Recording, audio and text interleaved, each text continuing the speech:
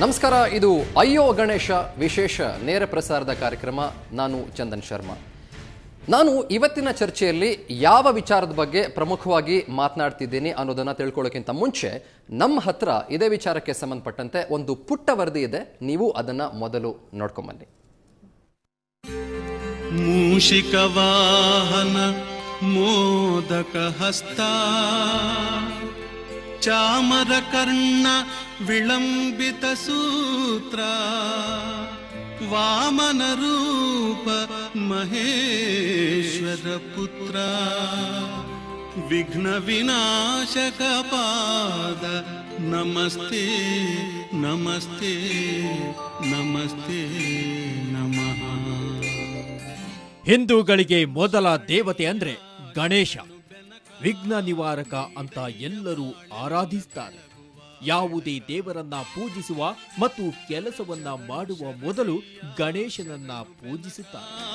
ನೀಡಯ್ಯ ಬಾಳೆಲ್ಲ ಬೆಳಗುವ ಬೆಳಕ, ನಿನ್ನ ನಂಬಿದ ಜನಕ್ಕೆ ಇಹುದಯ್ಯ ಎಲ್ಲ ಸುಖ ತಂದೆ ಕಾಯೋ ನಮ್ಮ ಕರಿಮುಖ. ಆದ್ರೆ ಈಗ ಗಣೇಶ ಮೂಲತಃ ಆರ್ಯನೇ ಅಲ್ಲ. ಅವನೊಬ್ಬ ಕ್ರೂರಿ, ಅನಾರ್ಯ, ಒರಟ ಎಂದು ಬಿಂಬಿಸಿರುವ ಡುಂಡಿ ಅರಣ್ಯಕನೊಬ್ಬ ಗಣಪತಿಯಾದ ಕಥೆ ಎನ್ನುವ ಪುಸ್ತಕ ಬಿಡುಗಡೆಯಾಗಿದೆ. ಇದು ಯೋಗೇಶ್ ಮಾಸ್ಟರ್ ಅವರ ಸಂಶೋಧನಾ ಕೃತಿಯಾಗಿದ್ದು ವಿವಾದಕ್ಕೆ ಕಾರಣವಾಗಿದೆ. ಪುಸ್ತಕದ ಉದ್ದಕ್ಕೂ ಗಣೇಶನನ್ನ ಒರಟ, ಕ್ರೂರಿ ಅಂತ ಬಿಂಬಿಸಲಾಗಿದೆ. ಇದೀಗ ವ್ಯಾಪಕ ಆಕ್ರೋಶಕ್ಕೆ ಕಾರಣವಾಗಿದೆ.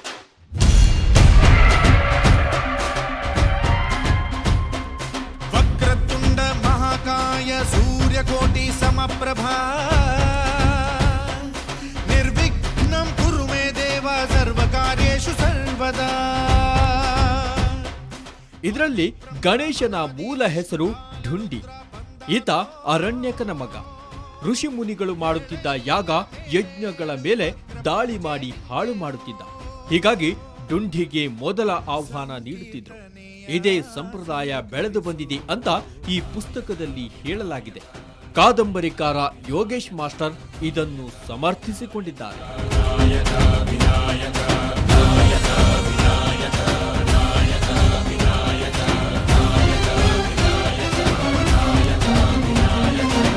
ಲೇಖಕರು ಏನೇ ಸಮರ್ಥನೆ ಕೊಟ್ಟರೂ ಸದ್ಯ ಈ ಪುಸ್ತಕ ಈಗ ವಿವಾದಕ್ಕೆ ಕಾರಣವಾಗಿದೆ. ಹಿಂದೂಗಳ ಮೊದಲ ದೇವರನ್ನ ಹೀಗೆ ಬಿಂಬಿಸಿರುವುದು ವ್ಯಾಪಕ ಆಕ್ರೋಶಕ್ಕೆ ಕಾರಣವಾಗಿದೆ. ಇದು ಪ್ರಚಾರದ ಗಿಮಿಕ್ ಅಂತ ಆರೋಪಿಸಲಾಗಿದೆ. ಬ್ಯೂರೋ ರಿಪೋರ್ಟ್, ಸುವರ್ಣ ನ್ಯೂಸ್.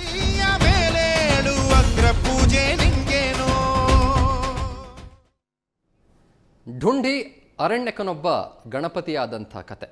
ಇದು ಯೋಗೇಶ್ ಮಾಸ್ತರರು, ಕಾದಂಬರಿಕಾರರು, ಅವರು ಬರೆದಿರುವಂಥ ಕೃತಿ. ಗಣಪತಿ ಅಂತಂದರೆ ಇವತ್ತು ನೆನ್ನೆ ವಿಚಾರ ಅಲ್ಲ. ಪುಟ್ಟ ಪುಟ್ಟ ಮಕ್ಕಳಿಂದ ಹಿಡಿದು ಆತನ ಮುದ್ದು ಮುದ್ದು ಮುಖವನ್ನು ಗಮನಿಸ್ತಾ ಹೋಗ್ತಿದ್ರೆ, ನೋಡ್ತಾ ಹೋಗ್ತಿದ್ರೆ ಎಂಥವರೆಗೂ ಕೂಡ ಪ್ರಿಯನಾಗುವಂಥ ದೇವ ಆತ. ಅಂಥ ಗಣಪತಿ ಬಗ್ಗೆ ಸಾಕಷ್ಟು ವಿಚಾರಗಳನ್ನು ಇಲ್ಲಿ ಉಲ್ಲೇಖ ಮಾಡಿದ್ದಾರೆ ಯೋಗೇಶ್ ಮಾಸ್ತರರು.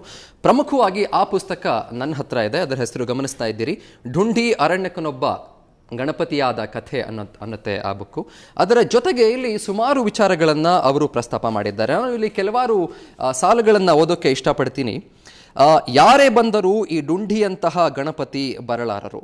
ಇವನಷ್ಟು ಒರಟ, ಕ್ರೂರಿ, ಅನಾರ್ಯತನ, ಅಬ್ಬಬ್ಬ, ಇವನು ಇಷ್ಟು ಪ್ರಖ್ಯಾತನಾಗಿರುವುದೇ ಇವನ ಕ್ರೂರತನದಿಂದ ಅನ್ನೋ ಸಾಲುಗಳನ್ನು ಇಲ್ಲಿ ಯೋಗೇಶ್ ಮಾಸ್ತರರು ಬರೀತಾರೆ.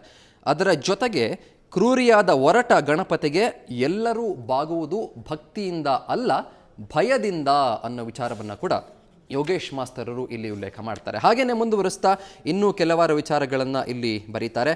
ಢುಂಡಿಗೆ ಹಾಲಿನ ಬದಲು ವಿಷ ಎರೆದು ಬೆಳೆಸಿದೆ. ಢುಂಡಿಗೆ ಅಸಹನೀಯ ವಿನಾಯಕನಿಗೆ ದೈವತ್ವದ ಪಟ್ಟ ಕಟ್ಟುವ ಹುನ್ನಾರ ನಡೀತಿದೆ.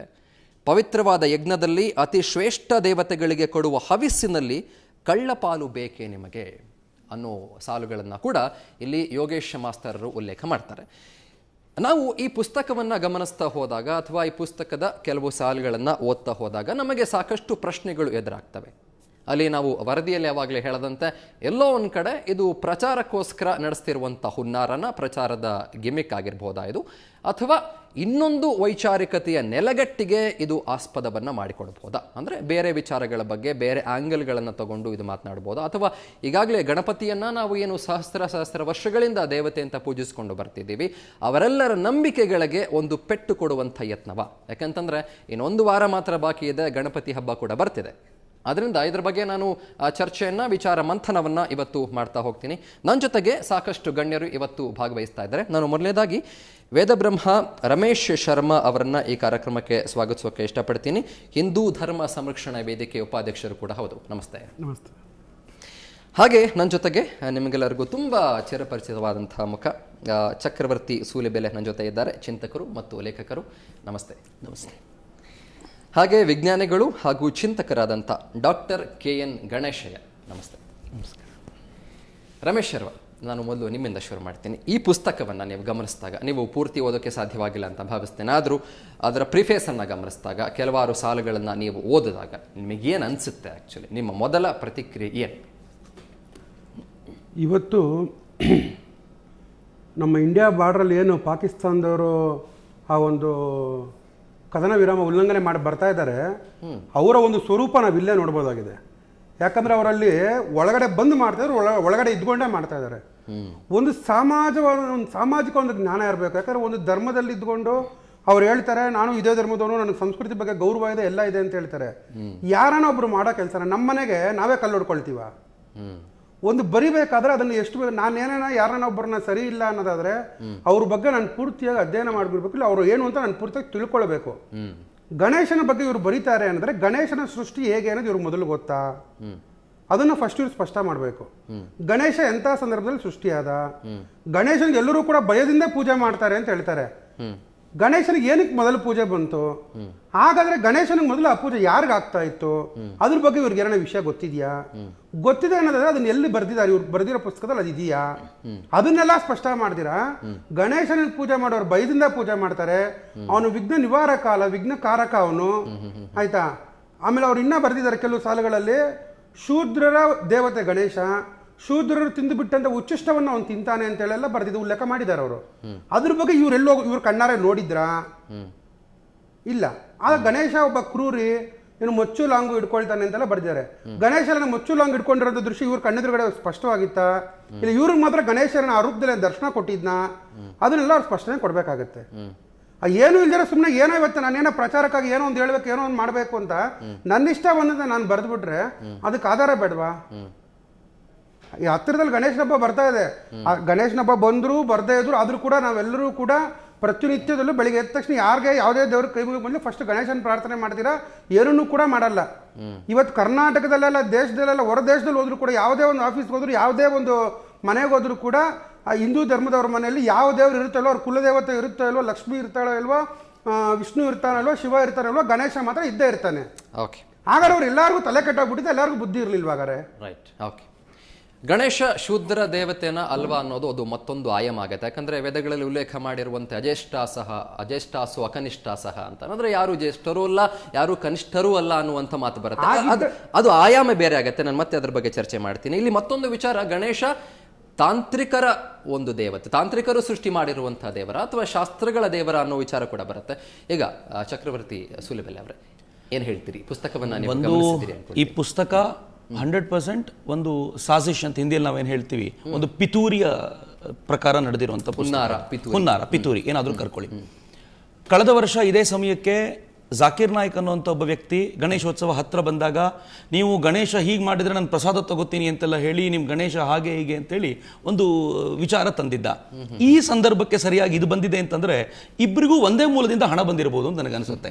ನೇರವಾದ ಆರೋಪ ಇದ್ದು ನಾನು ಅವರು ಬರಲಿ, ನಾನು ಲೇಖಕರು ಬರಲಿ ಅಂತ ಕಾಯ್ತಿದ್ದೀನಿ, ಎಲ್ಲಿಂದ ನಿಮ್ಗೆ ದುಡ್ಡು ಬಂದಿದೆ ಅಂತ ಕೇಳಬೇಕು. ಒಂದು ಇದು ಯಾವುದರ ಸಂದರ್ಭದಲ್ಲಿ ಅಂತಂದ್ರೆ ಗಣೇಶೋತ್ಸವದ ಸಂದರ್ಭದಲ್ಲಿ ಹೀಗೊಂದು ಮಾಡೋದ್ರಿಂದ ಭಾರಿ ದೊಡ್ಡ ಪಿತೂರಿ ಇದೆ, ಇದರಿಂದ ಒಂದು ದೊಡ್ಡ ಸಂಶೋಧನೆ ಆಗಬೇಕು ಅಂತ ನನಗನ್ಸುತ್ತೆ. ಮತ್ತೆ ಎರಡನೇದು, ಈ ಪುಸ್ತಕಕ್ಕೆ ಸಂಶೋಧನಾ ಗ್ರಂಥ ಅಂತ ನೀವು ಕರೆದ್ರೆ ನೀವು ಸಂಶೋಧನೆಗೆ ಮಾಡುವಂತ ಅವಮಾನ.